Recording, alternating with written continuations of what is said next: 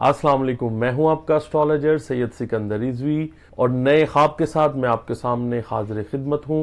पूछा गया है कि मुहर्रमुल हराम है, इतना पाक महीना चल रहा है, हमने इमाम हसन मुज्तबा अलैहिस्सलातु वस्सलाम और इमाम हुसैन अलैहिस्सलातु वस्सलाम को अपने ख्वाब में देखा है, एक नूरी हिसार में देखा है।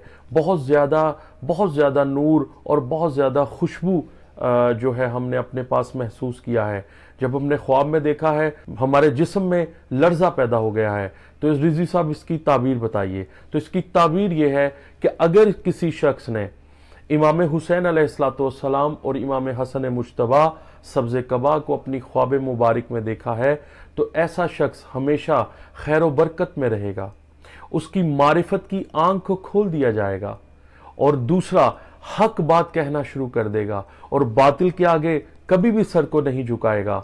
और एक और इसका बेनिफिट है और एक इसकी और ताबीर है, हयादार हो जाएगा, दीन से मोहब्बत करने वाला हो जाएगा और दीन इस्लाम की सरबुलंदी के लिए हमेशा अच्छे अमाल बजा लाएगा। और अगर ऐसा शख्स अगर उसको मौत आ जाती है, कुल्लु नफ्सिन जायकतुल मौत, तो ऐसा इंसान का दर्जा शहादत में लिखा जाएगा। वैसे भी मम माता अला हुब्बे आले मोहम्मद माता शहीदा, जो भी आले मोहम्मद की मोहब्बत दिल में रख के मर जाए उसको शहीद कहा जाता है।